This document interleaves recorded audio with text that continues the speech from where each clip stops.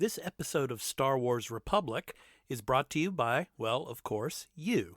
If you want to learn more about how you can support the show, go to patreon.com/thearena_podcast.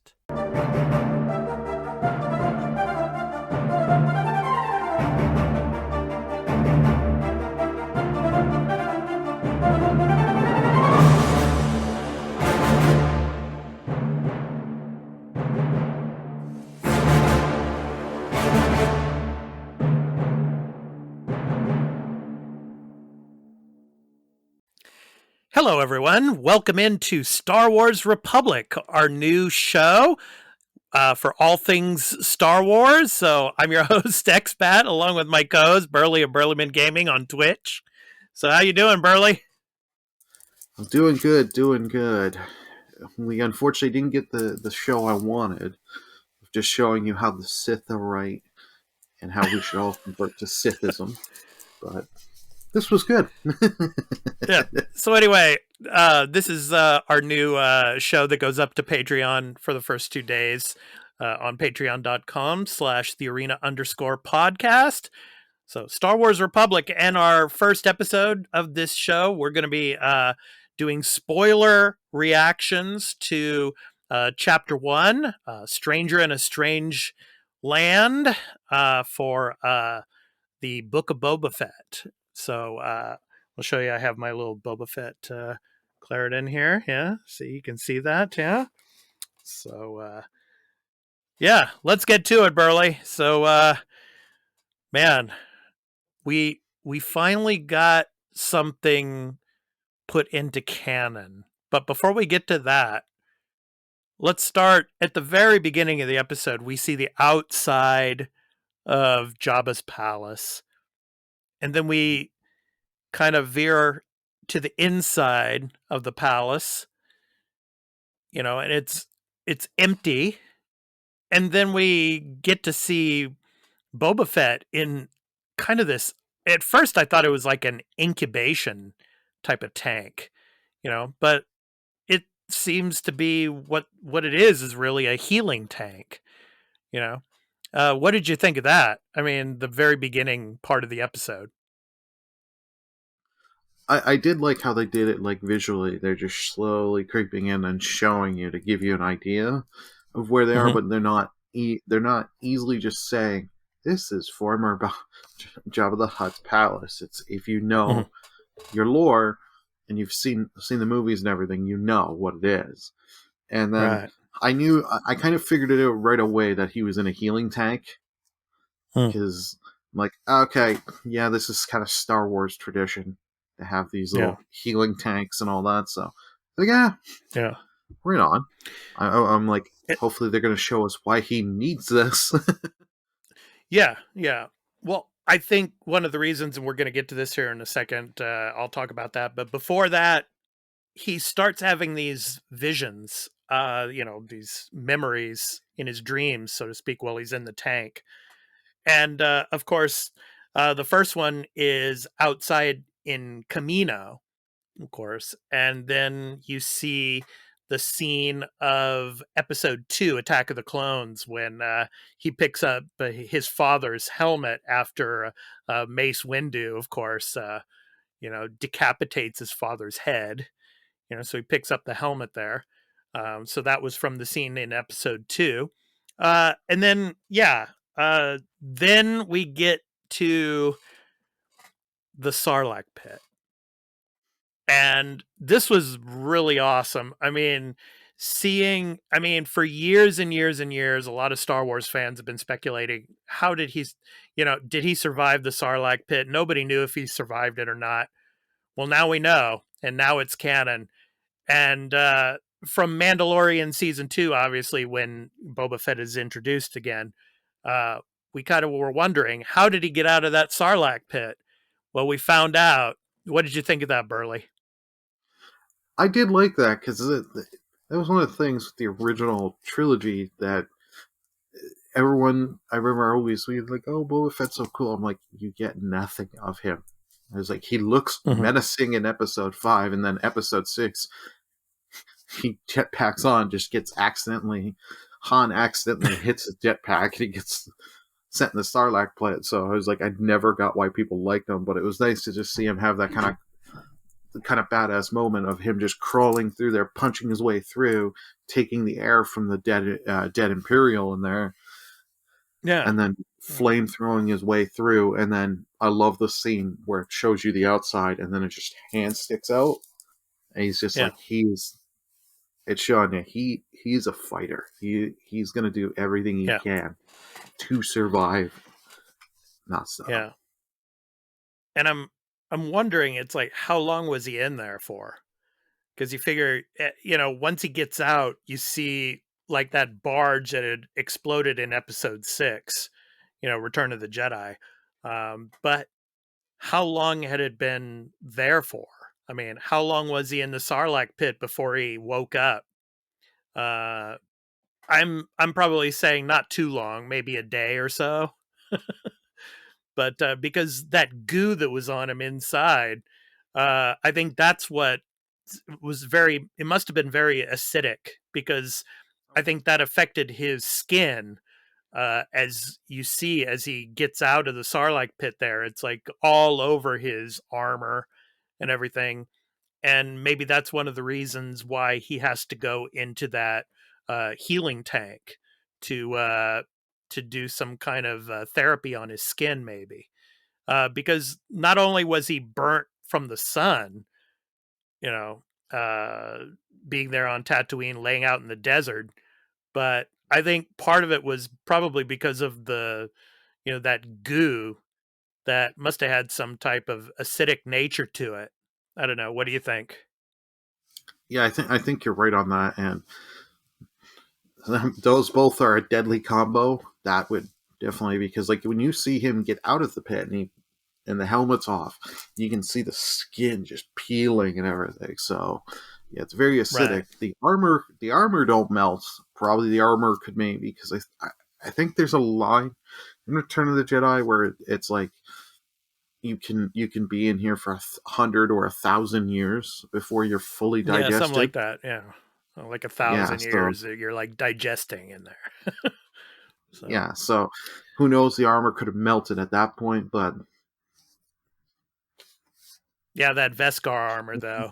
Yeah. yeah, I It's, was trying to remember the name. Was it Beskar, or it started with a V? I couldn't yeah, it's remember. Veskar armor, the Mandalorian armor. Morgan. So obviously, a Jedi lightsaber cannot cut through Veskar. So it's got to be Yeah. tough. Yeah. Oh yeah, and So as we know, if you spend X amount of time, like as you said, we have no idea. He could have been in there. He could have got out the next day, or he could have yeah, been in there for a couple days or a month or two. You have no idea. I no think I idea. like that. Yeah. I think he's been in there a little while. At least I would say he's probably been in that pit for about a week. But who's to know? I'm sure they'll give us kind of a hint later on as we go down the road. Yeah. And then, of course, then we get the night scene, and then we figure out how the Jawas get his armor. They just come up and just strip him. Just and I'm really surprised. He was waking up there, and then he grabbed one of the Jawas on the leg, and then the Jawa knocked him out again. I'm surprised they didn't just kill him. But they just left him there, thinking, oh, he's going to die anyway. So, but just stripped him practically down to just his shirt, and just drove away. And then that's how you figure out in Mandalorian season 2, in the first episode called The Marshal, how that guy got the armor from the Jawas. So yeah, Oh, interesting scene. yeah, but if you looked at him when they took the helmet off and everything, he he looked dead. Like he was Yeah, pretty much, he was on death's door. The Jawas are like, we hit him, combined with the sun and everything else that's out there, he's dead. yeah, yeah, He's dead. Like he ain't coming back. yeah, yeah. So, and then I think it's after that, then we go back to the present day, right? I think that's what it was, the present day, where Finnick comes up to the tank and says it's time to get up, because the people giving tributes are waiting for you. and then he puts on his armor, of course, and goes to meet Fennec in the throne room there. And then we get the first tribute, and the guy's like, it's like, and then Boba's like asking Fennec, did you catch what that was? And Finnick just gave him some line. It's like, he's just a friendship or something like that, and then Boba's like, we really need to get a protocol droid. Oh yeah, you need that translator, because no one I remember that was just too funny, because they're like, okay, let's just pick audible sounds that no one can try and discern and figure out what they said. Yeah. And then the next guy comes in, and it's funny because he actually used to work for this guy, the next guy that comes in, and it looks like he was giving a tribute. The gift that he was given, it looked like Wookiee fur. I'm not sure if that was Wookiee fur or not. I don't know. Did you catch that? It looked pretty Wookiee fur. I was like, here, I know you had a bad experience with a Wookiee once. Here you go. Yeah. This is at Chewbacca's. Yeah. But this is Wookiee nonetheless. Yeah. There's hashtag because we got to be evil. So how do you know we're evil? Right. We're giving you Wookiee fur. Yeah. And then he refers to Boba as Daimyo. And that's interesting because, how George Lucas throughout the years in Star Wars, he's, looked at the samurai as being like one of the, an inspiration. Okay, that's what I was looking for. Kind of an inspiration. The samurai were like an inspiration to him when he created the Jedi. But in this case, the daimyo in Japan, in Japanese history, means feudal lord. Because during the Warring States period in Japan, the provincial leaders were called daimyo, obviously. And of course, so as a provincial lord, or feudal lord, so to speak. So it was interesting that daimyo was used in this instance. And then just the one-liners that are used in this dialogue were so funny. It's like the guy says to him, I hope you never leave Mos Espa. and then Boba's like, he says, even when a Trandosian pays you a compliment, it sounds like a threat. So I like that. I thought that was pretty funny. Yeah. Now that I did love this scene, because you got the great interactions between Bobo and Finnick just going, and then just whoever who's paying tribute at that moment, and then their just reactions and what they're saying. Yeah. And then the final guy that comes in, he looks like some kind of kind of like some kind of Joker guy. He comes in and he's a prick, just a major prick, but he works for the mayor. So I think in the next episode, we're going to see the mayor of Mos Espa. But yeah, I mean, he just comes in there and it's like, basically he's telling Boba and Fennec, it's like, the mayor's the one who really wants the tribute, Yeah. In a certain kind of way. And Fennec is like, should I kill him? And Boba's like, he works for the mayor, so that's a no. I love that the Finnick's just ready. She's basically, I'm just going to kill everyone. Let's just show them with fear. And Bobo's not like, let's not show him fear.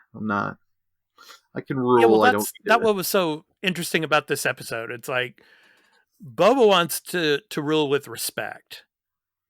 He has this honor code type of system, whereas Finnick knows that isn't going to work well on Tatooine, because on Tatooine, it's like you have to project fear, you have to project strength. And I guess Boba's going to have to figure that out the hard way, which he's going to do later in the episode a little bit here. But yeah. So anyway, we go to the Sand People, who, of course, pick up No, Boba. there's still Yeah, one more Burly. thing in the throne room. Remember, because he Okay, go gets the ahead. two. Because before we leave there and start Mhm. leaving, you've got the people come in and they give him the two pig guys from I believe they were in the Oh, the trilogy. Gamorreans. Yeah, that's right. I'm Yeah, sorry. Yeah, the Gamorrean guards. Yeah. yeah, And I'm and then wondering, those two Gamorrean guards, I wonder if one of those two were in episode 6 in Return of the Jedi when Luke came into the chamber there. I wonder if one of those two was actually the one who got force choked by Luke. yeah, that's what I'm thinking too. Yeah, I it do could have like been. it Yeah. that Finnick is basically just killed them. She's just like, can we just kill him, please? I haven't Yeah. killed Yeah. anyone today. I kind Right. of got to scratch that itch. And Boba's like, Right. no, they've served their masters well, and just keep serving Right. them. They've got loyalty to them. I can see a use Yeah. to them. So let's, Yeah. if you're willing to serve me, you're good to go. And then they rally on up with them. Yeah.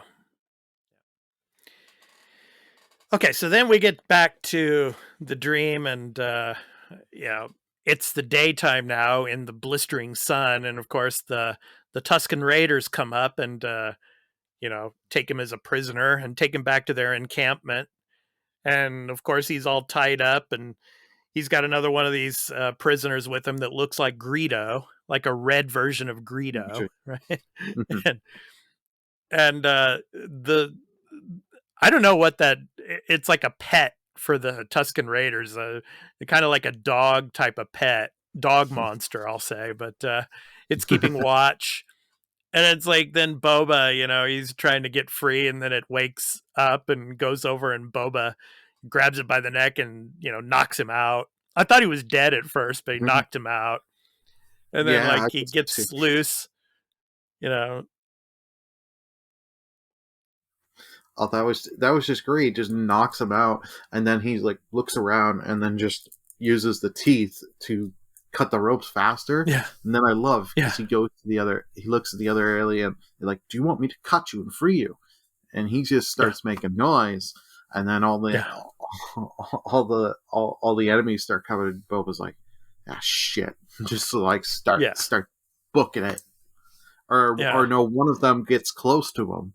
One of the enemies gets Mhm. close to him. He just takes their stick and beats him, and then just takes a stick and starts. Yeah, yeah, he Yeah. had his ass handed to him for sure. I mean, that guy almost looked like a big toothbrush. Oh yeah. I mean, he just kicked his butt though. But I mean, Boba wasn't in any kind of shape to put up a real fight anyway. So Oh yeah. you No. know, yeah. So anyway, he gets knocked out, and then obviously he gets taken back to the camp and all. But yeah, I mean, and then that little Tuscan Raider, like a little kid, he's like poking him and everything, and you know, then the others come over and start, poking Oh and beating on him. But yeah. yeah, so yeah. So anyway, then let's get to the scene where Boba and Finnick go into the streets of Mos Espa. Now, I don't think we've really seen Mos Espa before, Burly. I don't think. I think this is the first time we've actually seen this city. It looks like a giant city within a crater, you know. Um, but it looks bigger than Mos Eisley, that's for sure. I mean, Mos Eisley, when we see the original Star Wars film, it looks big enough, but I mean, Mos Espa looks huge, you know. So, Yeah. what did you think of I that think scene when you see Mos Espa? yeah, it looked nice, and you've got the. It's just they're showing you enough where you're getting little stuff in the background you can see, but as we go through however, because I can't remember if this was an 8 or 6 episode series. As we Mm-hmm. go along, we're gonna go and see more and more of this, Mm-hmm. and they're just giving you small tidbits of you're gonna get this eventually. So just Yeah. Yeah, and I liked how Boba's like just walking in the streets, and then of course Finnick is disagreeing with him again, saying you have to project strength. And he's like, I'm not going to walk on one of these, or I'm not going to sit on Sit. one of these things and act like a noble. I'm going to walk in the streets, Yeah. Well, So, it's not even just uh, the whole respect thing. If you're walking around on one of those things, you're a giant ass target. You're yeah, just that's true too. Yeah. Yeah. I So he's think that's probably part of thinking it that with as well. yeah, that's what I was gonna say. Like Boba's not stupid. He's just gonna like, if I'm sitting on there, you guys can't easily, because you'd be partially carrying it, Finnick, or we'd be getting other people, and we're just a giant sitting. If I'm at least walking and moving, I can I can do it. I have better time to reaction, and I like that you see the pig guards. I keep forgetting what their race is called. The Gamorreans. Yeah. The Yeah. Gamorreans. I just love them. You just got them there with their weapons, and they're just snarly looking. It's just awesome. Yeah. Yeah. Yeah. But they looked a little bit taller than they did like back in the original trilogy. Um, in the original trilogy, they seem to be shorter, but I don't know. That's just me. Kind of a pet peeve there of mine, but yeah. Well, Then anyway, you then think they enter the. Go ahead, Burly. Yeah, they took some of that growth serum, yeah, maybe. oh, Yeah. Sith growth serum. Then yeah, maybe. Then anyway, they go into this cantina called the Sanctuary. Yeah, and they of course assure the management, who's played by Garza Fwip, which is of course the actress Jennifer Beals, uh, Mm-hmm. that of course their establishment will continue to thrive. You know, and of course they get the coins and the helmets as their tribute. Which is pretty Mm-hmm. cool. And that cantina, of course, and the band that's in that cantina, I think that's the actual band that's in episode 4, that's in Mos Eisley. I Mm-hmm. think it is. I'm not sure if it's the I, same band or not, but it looked like them. I think you're right. You got your blue elephant. Yep. I think the only thing we didn't see was, I don't think we saw one of the weird aliens on the clarinet, because Okay. they had a clarinet, I think, in the episode 4, but it's been a while. But you saw one of those aliens on a guitar, or a guitar-like instrument. But one of the nice things, when they first enter, because they say, "Do you want us to check your helmets?" And Finnick's like, "No," and Bo was like, "Yes, check her helmets, take hers." And he turns to her, because the whole thing when she's walking, because she's like saying, "You need to embrace and be like how this place. You need to accept how this place is." He just turns to her, "You Yeah. need to accept their," and she's just like, she just gives him that Yeah. look. She's like, "Do not do this Yeah. to me." Yeah. He basically turns it on her. Yeah. That was pretty good. Yeah.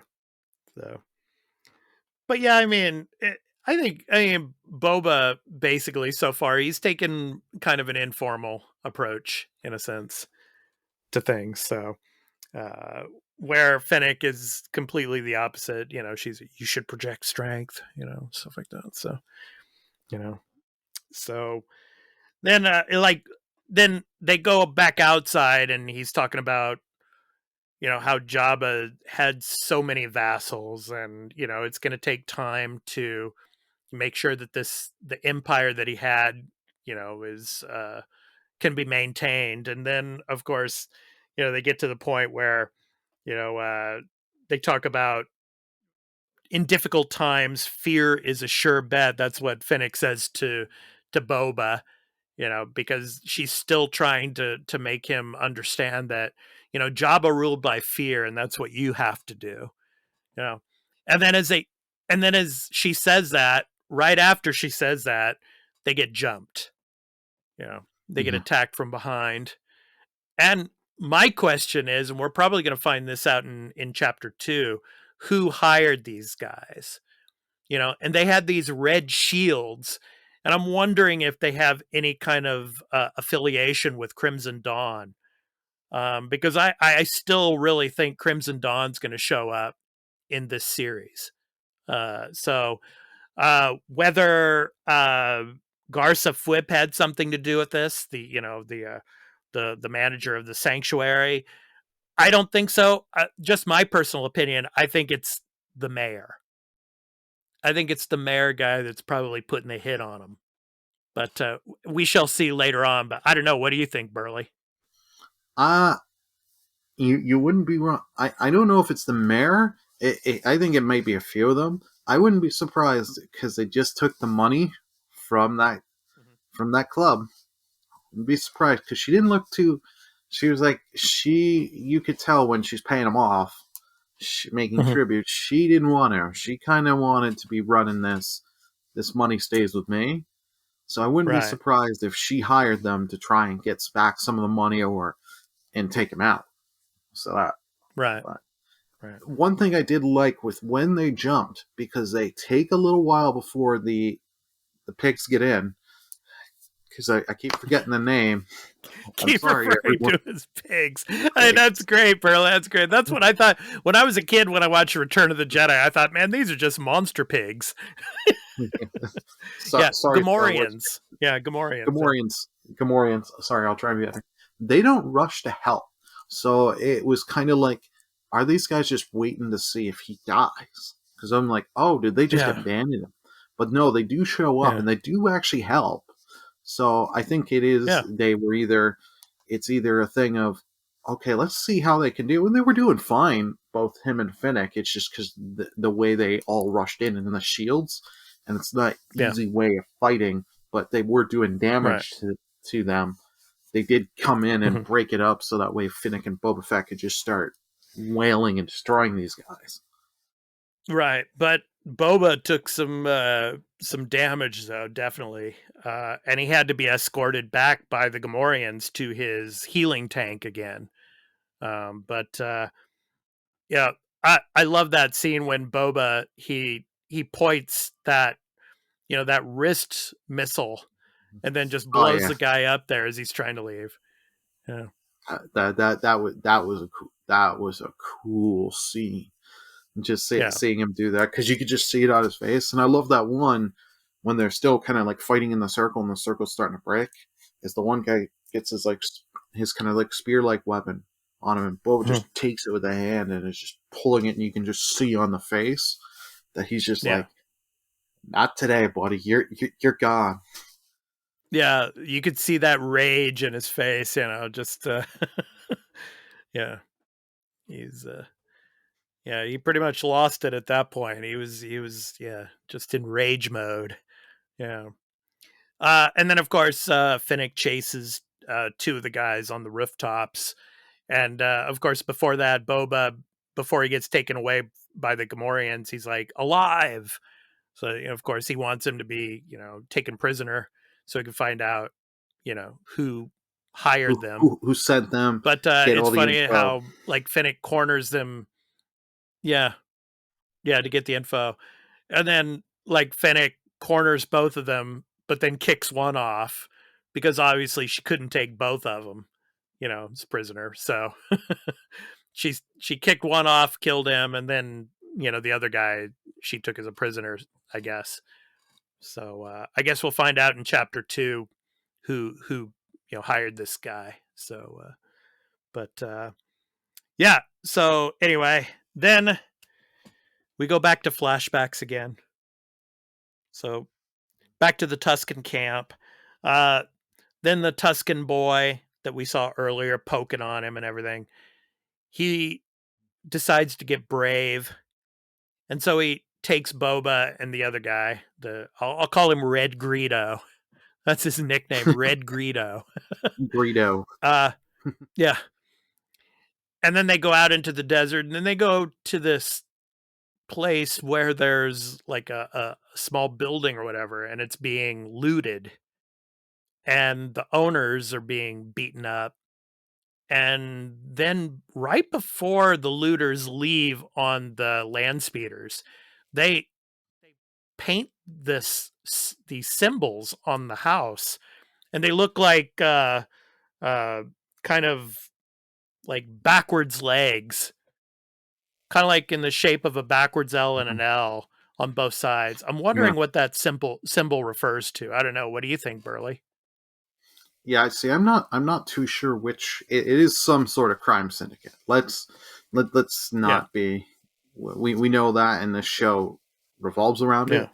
It's just whether or not what crime syndicate is it. I don't think it's Crimson Dawn's. No, I don't think so. Yeah, but who knows? Who knows? Maybe this because we got the whole thing with Solo. Who knows? This could be Darth Maul's syndicate. Whatever. I forget what. Well, obviously, Darth Maul is in control of Crimson Dawn, basically. Oh, right, that is right. Yeah. Wow, you can tell. Yeah, how much I've forgotten. Who knows? It could be Kira, but it's probably not Kira because Kira is a member of Crimson Dawn. She's like the number 2 to Darth Maul. So I think it's just some other smaller crime syndicate. We'll see. We'll probably find out in the next episode what's going on with that. But anyway, so Boba and Red Greedo and the small little Tuscan boy, they go back out, and the Tuscan boy orders them to start digging for, like little, kind of like these little water bins. And I don't know how they got underneath the sand. What were you going to say, Burly? Yeah. They kind of remind me of coconuts or something, because once you puncture it, there's a lot of juice in there and water. Yeah. And so I guess this is a thing in Star Wars. Don't question it. It's all space stuff. But I love that they're digging, and then the other guy is finding some, and when Boba finally finds one, he just punctures it, starts drinking a bit, and the guy goes to chuck the stick at him, and he grabs it. He says, "I'm thirsty." That's right. Yeah. And the guy takes it from him, and then Boba's like, "I'm thirsty," and then he just dumps the water. The dog gets a little, and it's like, you're gonna regret that later. Yeah. You're gonna. Yeah. So they keep digging and digging and digging, and then Red Greedo finds what looks like some type of dinosaur bones in the sand. And then it's the shape of a hand, basically. And then it's like just out of the blue, it comes up, grabs the Red Greedo, and then Red Greedo is toast. Yeah. Yeah. Well, I thought he was just going to rip the Red Greedo's head right off. Yeah. Me too. I thought he was just going to, but no. Yeah. So he just stomped him down. Yeah. But then, of course, the chains from the legs of both Boba and the Red Greedo, Boba was able to jump on it and, of course, strangle it to death. And, of course, there's that rage again, like he showed with those, attackers back in the city. Just that rage again, and is able to kill the let's call it the sand monster. We don't know exactly what it's called, but the sand monster strangles it to death. And that little boy, I thought that little Tuscan boy was going to pee his pants or something when he's looking at him. I thought he was going to start bowing. I honestly thought he was just like, you just see Boba Fett's face, because he's just got the chain wrapped, and then he killed it. He's just like smiling and be like, bow. He's got that rage, and he's got the respect on the face. And but you just see the little guy laying in sand there, like, oh. Yeah. And then, of course, they take the head of the sand monster, and the boy takes it back to his people. Like, oh, it's like I slayed the monster, and Boba is like walking in the background there and with the dog, and then they go back up, and then the leader of the encampment there, the Tuscan Raider guy, he's like got the the little canteen of water or whatever that you find in the sand, and he's like drinking it, and then he like just gives it to Boba and walks away. I thought that was pretty good. Well, you gotta love it, because when they're walking in, you can see he's holding the chain a bit, but he's also got that swagger and just confidence. He's going in there being like, yeah, your guy didn't kill this. Who killed this beast. Yeah. Respect me now, because I killed it with just a chain. Imagine what I can do if I actually have weapons. Right. And I think that's probably how he gets that rifle, like in the Mandalorian season, in season 2. when you see him at the very end of the first episode of season 2, when he's carrying that long rifle, that Tuscan Raider long rifle.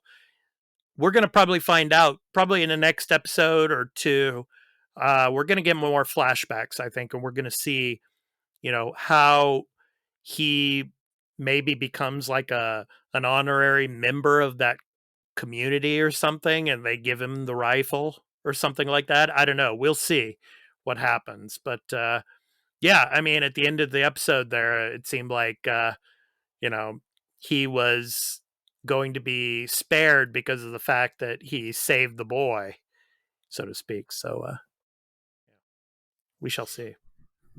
But what did you think of the episode or overall, Burly? I thought it was an excellent episode.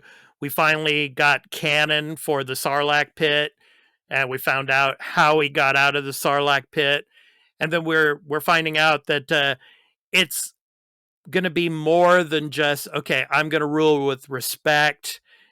He's probably going to have to rule with fear in a sense. But then, of course, we get the flashbacks, and we, find out, how he manages to survive on Tatooine. So a strange world. Yeah. What did you think? I really enjoyed this. This is really got me because I end up watching with my parents. Like my dad's a Star Wars fan. My mom not so much, but she really enjoyed it, and we all had the same sentiment once this ended. It was really good, and it's like, fuck, now I kind of want episode 2. Which in the Star Wars community, and we will be no one's ever said before. Yeah. Okay. I'm just making I'm not an episode 2 guy. I didn't like Attack of the Clones, so I'm just making a little joke on that. Sorry, people. Yeah, but I mean, obviously we needed to get some kind of flashbacks of that, because I'm sure some of those memories of his father and all. But probably we're not going to see any more of that. We're probably going to see more of the Tuscan camp and how he leaves that camp and what comes down with that. We'll see, probably. But I think we're done with episode 2 flashbacks. Just that one moment. Yeah. So we'll get a bit later on. My thing is, do we get Pedro Pascal come in? Do we get a little cameo later on, or is he going to be we're supposed to? Season 1? Yeah, I thought I was going to say I thought we're supposed to get him. I know he's not in every episode, kind of thing, but I'm pretty sure we're going to get a cameo. It's just whether I think we're going to get a cameo in episode 6, the very last episode, probably, maybe. Okay. We'll see. Yeah, would see. Make sense. But yeah, we'll be covering that, of course. Episode 2 next week on, I think it's January 5th, I think is episode 2. So we will be covering that for our reactions video here on Star Wars Republic. So I want to thank you all for watching and viewing.